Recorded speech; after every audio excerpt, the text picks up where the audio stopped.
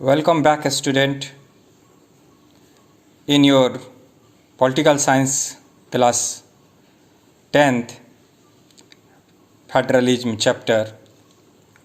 Today topic is what makes India a federal country.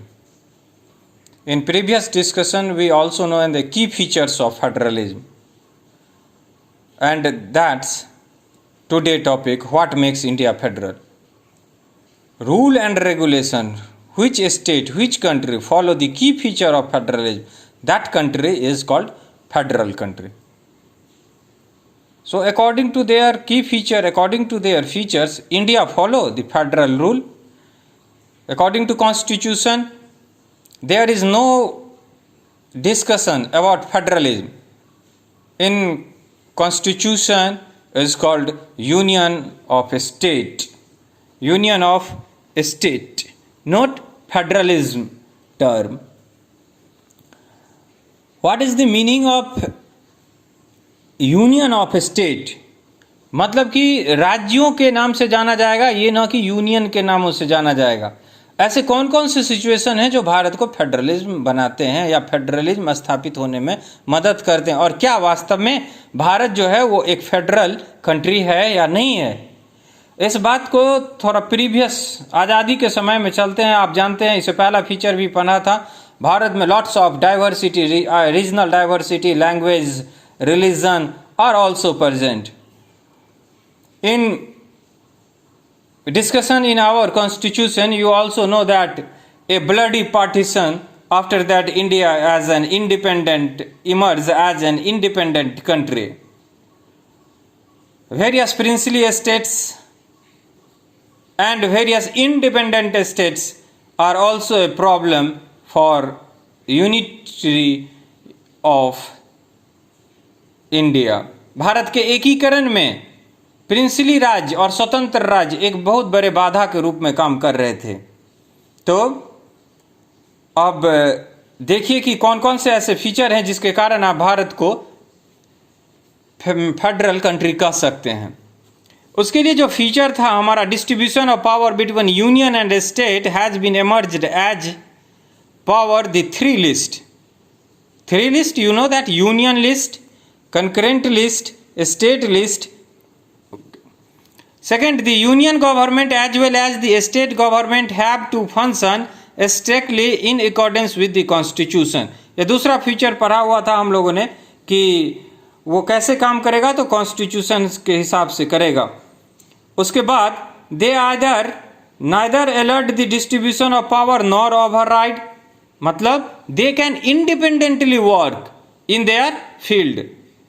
Indian constitution is entirely written and amendment to it must be passed by the parliament, and if amendment affects the federal structure it must be ratified by at least half of the state legislation.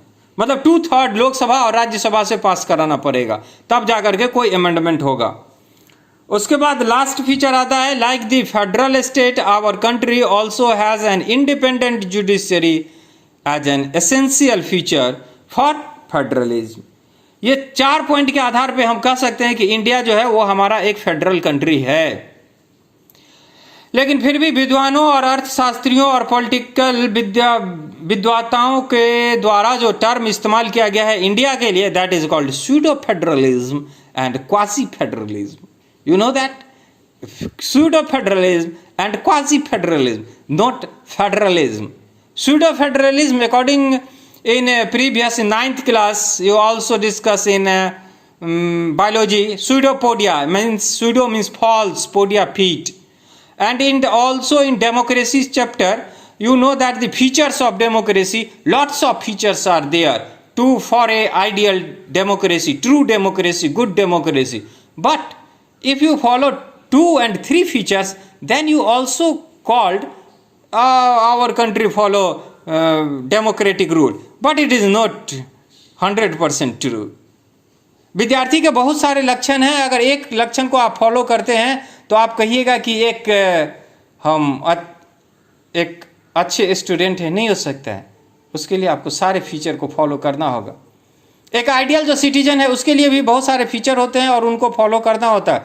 तो federalism के लिए भी, federal country के लिए भी बहुत सारे feature हैं, उनको फॉलो करना होगा, जिसके आधार पे हम कह सकते हैं 7 फीचर मैंने बताया था, उसके आधार पे खुद आप बता सकते हैं इंडिया फेडरल कंट्री है या नहीं है।